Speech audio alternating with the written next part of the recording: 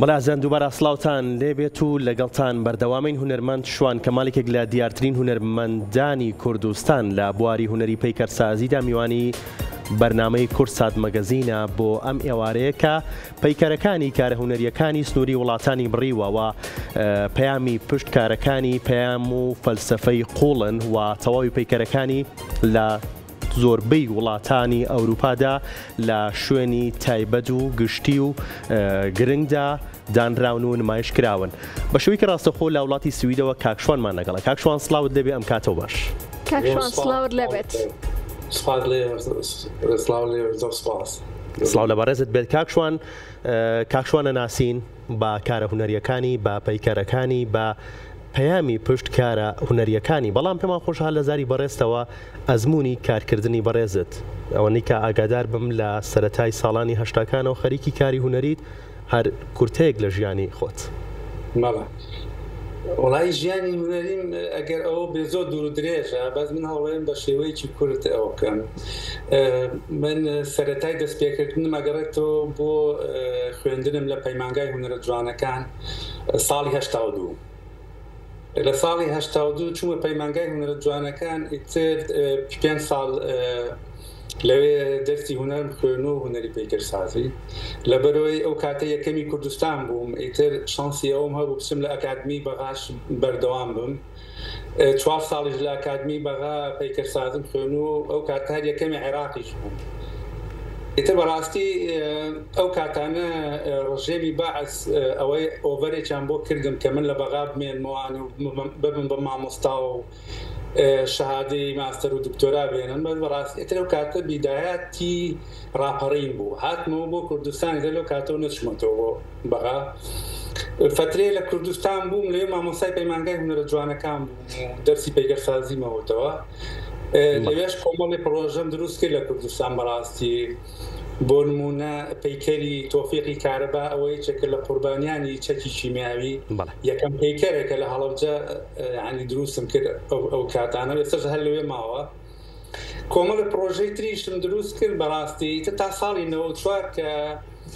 شەڕی ناوخۆباری سیاسی کوردستان تێکچوو. ئیتر من هاتم بەرەو هەندەران، فترەیە لە یۆنان ئیشی سەربەردی مەرمەڕ و ئەو شتانم خوێن و ئیشمە کردوانە دروستم کرد، کۆمەڵی پەیکەرم دروست کرد. ئیتر دوای ئەوە هاتم بۆ ئەڵمانیا، ماوەی 20 ساڵ لە ئەڵمانیا بووم، لەوێش کۆمەڵی پرۆژەی هونەری تاوان بەسەرەی باسێکە مەجناوە ینی چیرۆکی دوور و درێژی لە پشتە. لەوێش کۆمەڵی پرۆژەی مێژوون دروست کردووە و لە شوێنە گشتەکان لە ئەڵمانیا دانراون. ئیتر ماوەی 10 ساڵی شەبێ تااقەتم چوو لە ئەڵمانیا، ویستم شوێنەکەم بگۆڕم، هاتم بۆ سوید. ئەوە نزیکی 10 ساڵی شەبێ لێرەم هەر بە ئیشی هونەری و پەیکەر دروستەکەم و پرۆژەم هەیە و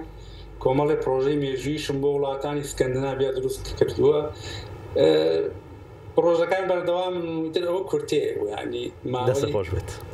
سوپاسماوەی 42-43 ساڵم کرد بە 3-4. کاکشوان لەشت ساغ بێت هەر بمێنێت ماشەڵڵا کار و چالاکی و پرۆژەت زۆر بوو و زۆریشە، وەکو ئاگادارین کە تۆ هەمیشە پڕ چالاکیت، پڕ وزەیت، حەزت بەکاری نوێیە، حەزت بە جوڵەیە. پێم بڵێ لە ئێستادا سەرقاڵیت بە چ کار و پرۆژەیەکەوە؟ بەڕاستی سەرقاڵم بە پرۆژەیەکی مێژووی بۆ شارێکی سوید، پەیکەرێکی ڕیلیفە تقریبی 2 مەتر، ئەوە نییە کە پیشانەوە پۆترێتەکەەوەی زنیە، ئەوە ینی هەر بەردەوام ئیشەکەم بەس ئەو پرۆژانەی کە مێژوویە و دائەنرێ لە شوێنە گشتەکان. پەیکەرێکی مێژوویە ساڵی پار مەلێکی سوید هاتبوو بۆ شارە سەردانی کردووانە، پێشنیاری کردبوو پەیکەرێکی مێژووی بۆ ئەو شارە دروستکرێ. ئیتر خۆشبەختانە منیان هەڵبژات. ماوەی 6 مانگێک کە خەریکیم ئیشەکان لە کۆتاییە لە مانگی نوێ دانرێ. بەداخەوە تۆزێ ئەوە بوو ینی دواکەوت ئیشەکە لە بەرەوەی لە کاتی ئیشکردنا تووشی پێکان بووم، قاڵبێکی پەیکەرەکە وەسە قاسمە زۆر عەزێتم گەیشت. ئیتر فترەیەکی زۆر من لە ماڵەوە بووم، بەس ئێستا خۆشبەختانە قاسم تۆزێ چاک بۆ تەوانێ و ئێستا بەردەوام ئیشەکە تەواو بێ لە مانگی نوێ دانرێ و وا بڕیارە مەلیکی سوید بێ بۆ کاتی پەردەلات لەسەر لابڕنەوە. ئەوە دەست خۆش بە کاکشوان، هۆکاری هەڵبژارنی تۆ وەکو هونەرمەندێکی کورد لە وڵاتە کە خەڵکی ئەو وڵاتەژنیت، هۆکارەکەی بۆ چی ئەگەڕێتەوە؟ ئەزای چۆنە خۆی لە وڵاتانە لە ئەڵمانیاش بە هەمان شێوە کە کار و پرۆژە دروستەکەیت و ئەبینن لە بواری لەو بوارەیە سەرکەوتویت و توانات هەیە بە تەکید ئیتر ئەو پرۆژانە یەکسەر بۆ نمونە لە ئەڵمانیا لەگەڵ ئەو کارگەیەکە ئیشمە کرد کە زانیان کۆمەڵی ئیشم کرد و بینیان ئیشەکان جوانە لە حکوومەتی ئەڵمانیا و کۆمەڵی پرۆژەی مێژویان هەبوو کە کاتی خۆی لە شەڕی جیهانی دووەمە لە کاتی نازیەکانە نەمابوون ئیتر من ئەو هاتن بۆ لای من ینی باسی ئەو پرۆژانەمان کرد و ئەوانەوە بۆم دروستکردنەوە لێرەش لە سوید بە هەمان شێوە کە ئەبینن لەو بوارەیە تواناو هەیە و ئەتوانی ئەو ئیشانە بکە بەڕاستی ئیش پێکەسازی پێویستی بێجگە لە شارەزایی و بەهرەی هونەری پێویستی بەزانینێکی زۆری بەشی تەکنیک هەیە ئەنجام من خۆشبەختانە من لە ئەڵمانیاش فترەیەکی زۆر دراسی تەکنیکی پێکەسازیم کە لێرەش لە سوید بە هەمان شێوە ئیتر ینی بەو شێوەیە ناوت ینی لە میدیاکان و یان لە شوێنە کلتوریەکان ئەبیستن پرۆژەکان بەو شێوە عادەتەن بەو شێوەیە کاکشوان سەرڕای ئەوەی کە زۆر سەرقاڵیت کار و چالاکیت زۆرە و هەروەها خزمەتێکی زۆر بە پەیکەرسازی بە هونەری پەیکەرسازی و هەروەها گەنجانی شەکەیت لە هەمان کاتیشە سەرقاڵی ئەوەی کە ڤیددیۆکانی خۆت لە چەنێڵی یوتیوبی خۆت بڵاوەکەیتەوە تاوەکو چەندە گرنگە بۆ پەیکەرسازان بۆ کەسانی کە لە بواری هونەریە کارەکەن کارەکانی خۆیان لە سوشەل میدیا و لە یوتیوب و لە شوێنەکانی دیکەدا لە پلاتفۆرمەکانی دیکەدا بڵاو بکەنەوە بەڕاستی ئەو کاری میدیایی و چاکردنی ڤیدیۆ ئەنجا ئەو ئیشانە کە ئەکرێت بیکەی بە ئارشیف و ڤیدۆی بگریت و وێنەی بگری شتێکی زۆر گرنگە بۆ هونەرمەند خاصم بۆ هونەرمەندی پەیکەرساز شوێوەکو باسم کە قۆناغەکانی پەیکەرسازی زۆر دوور و درێژە ئەنجا من هەر لە کۆنەوە بەڕاستی ئەو کاتانە لە ئەڵمانیاش بووم هەوڵمەیە ئیشەکانم نە لە کوردستانیش یعنی کاتی خۆی لە کوردستان لە هەڵەبجە هەر تەلەڤیزیۆنی کورسات هاتن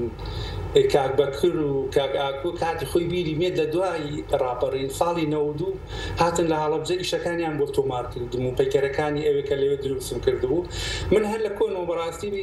هەوڵێم ئیشەکانم ئەرشیف بکەم و ئیتر لە ئەڵمانیا و لێرەش لە سوید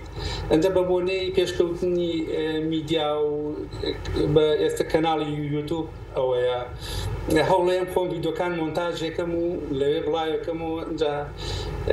بۆ چەند شتێک باشە یەکێک لەوانە ئیشەکانی خۆم ئەرشیفەکەم و بۆ مێژوو ئەمێنێتەوە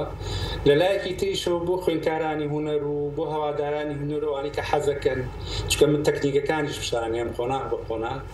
خۆشە بۆ ئەو خوێندکارانی کە لە بواری پەیکەرسازی بتوان ئەو فلیمانە ببین و سوودی لێوەرگرن لەلایەکی تریشەوە زۆر جار دەنگۆ هەیە یعنی من ئەوە خۆم بیستومەتەوە لە هێنی خۆما کە خۆشبەختانە بۆ من شتێکی زۆر باشە کە وتوانە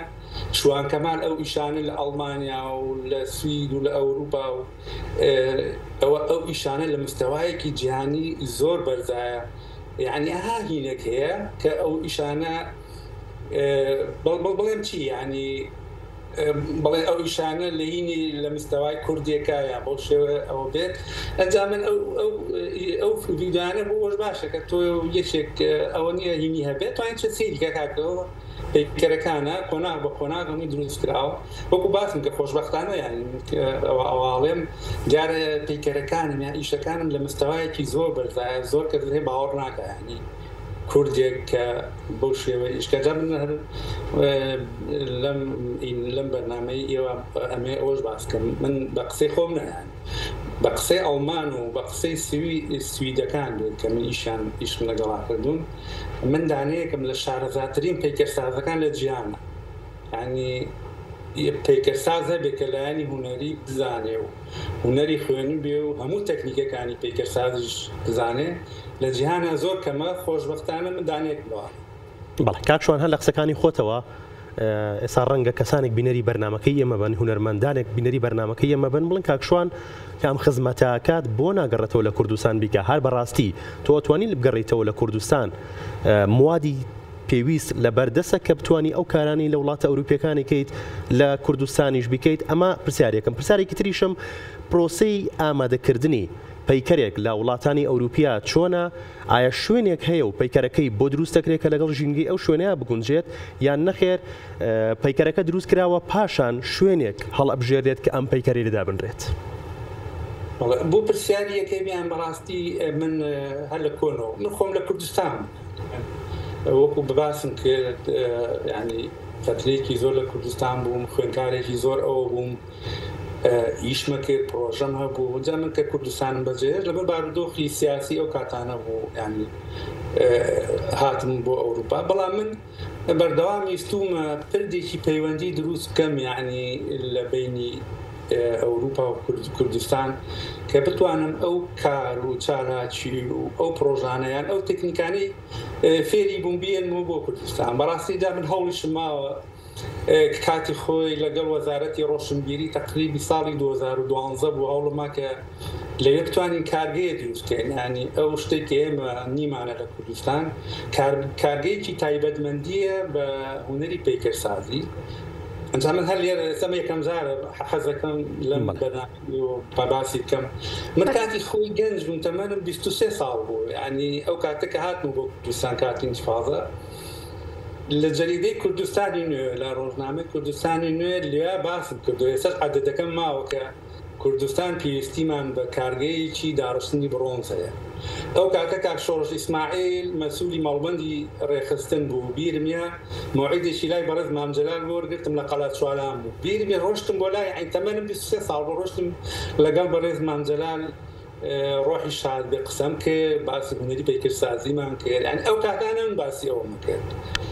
ینی مێژوویەکی دوور و درێژە من لە کوردستاندا نەبڕاوم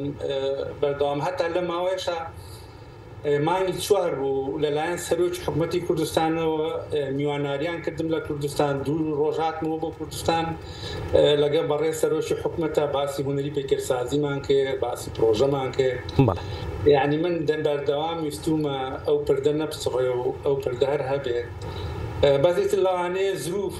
ئەوە نەکات کە بتوانین ئەنجا بۆ ئەوەی کە لە کوردستان ئەو مەواد و ئەو شتانە بەڕاستی لای خۆمان مەوادش زۆر کەمە ئەوەی کە پێویستە بۆ پەیکەرسازی وەکو باسم کرد کارگەیەکی داشتنی برۆنز وەکوانی ئێرە کە کارگەیەک هەبێت تایبەتمەند بێت کە بتوانێت جا من کاکە من لەم وڵاتانە لە ئەوروپا من یەکێکم لە شارەزارچین ئەوانەی کە لە تەکنیکە من لەم لە ئەڵمانیا و لە سویدیش شارەزای بواری تقنیاتی پەیکەرسازی یعنی من خۆم کە لێرە شارەزا ئەو هەموو شتە بکەم بۆ ناتوانم لای خۆمان ئەگەر ئەوە بێت لەوێ بەڕاستی پێویستی بە ئیرادەیەکی سیاسی هەیە و پێویستی بە ئیشکردنی زۆر هەیە پرسیارەکەی تریش کاکەی جانەدای چۆنە لێرە بەڕاستی کە پەیکەرە دروستەکرێت پرۆژەیە دروستەکرێت لە زۆر لایەنەوە دیراساکرێت لێرە دەستگای کولتوریان هەیە دام و دەستگایان هەیە کە ئەو ئیشانە پێشوە خدڕێکە خرێت بودجێ بۆ دابی نەکرێت شوێنی بۆ دابی نەکرێت ئەو کاتەیان قسە لەگەڵ پەیکەرسازەکەکەن ئیتر خۆیان بە دوایەکی شارەداگەڵن بەدمەتەکی ئیشەکان لێرە تۆ سیستماتیک و دام و دەستگایی بەڕاستی ئیشەکان باشتر بەڕێوەوە لای خۆمان بەداخەوە ینی هێشتا ماڵمانی کاکشوان زیاد لە 20 ساڵ ئەزمموی کارکردنت هەیە کاتێککە کارە گێتە بەردەستی کاکشوان پەیکەرێک پێت ئەڵەن فلانە پەیکەر دروست بکە ئاوەکو پەیکەرسازێک هیچ مەرجێکت هەیە بۆ ئەوەی کە پەیکەرێک هەڵ ببژێریت بۆی کە بینەخشێنیت بەتەچی دەدای چۆنە مەسەلەی ئیشی پەیکەرسازی تۆزێ لە هونەرەکانی تر جیاوازترە ئەتوانی بیکەی بە چەند قۆناغێکەوە بۆ نمونە ئیشی من ئەتوانی بیکەی بە چەند قۆناغێکەوە یەکێک لەوانە ئیشی هونەری خۆمە ئەو پەیکەرانی کە بۆ خۆم دروستێکم بۆ پێشانگا دروستێکم ئەوە سڕ ئیشی خۆمە و یعنی خۆم بیری لێکەمە و بیرۆکە و ئیتر شێوەی دروستکردنەکەی و مەوادەکان و ئەو ئیشانە دانێن بۆ پێشانگا ئەوە بە بەشێکە بەس پەیکەرسازی بەشێکی تری هەیە ئەوان ئەو پەیکەرانی کە ئەبن بە پرۆژە ئەو پەیکەرانی کە لەسەر داواکاریە ئیتر بۆ نمونە دایرەی کولتوری داوایەکە حکوومەتە یان شارەوانیە ئەو بەتەکید ئەوان کە داوایەکەن بۆ چوون و هینی خۆیان هەیە لەسەر پیکەرەکە لەسەر چیرۆکی پیکەرەکە لەو کاتە زیاتر هونەرمەندەکە لایەنی تەکنیکی و لایەنی هونەری زیاتر ئەوواکات بەس شتەکانی تر لەو پێش بەتەکید لەسەری ڕێکەوتون. دەستخۆش سپاس بۆ تۆ بۆ سپاس بۆ بەشداریکردنت بە شوێکی ڕاستەخۆ لە وڵاتی سویدەوە هونەرمەند شوان کەمال کە لەگەڵمان بوویت لەم ئێوارەی کورسات مەگەزین. زۆر سپاس بۆ تۆ کەواتە ڕەوەند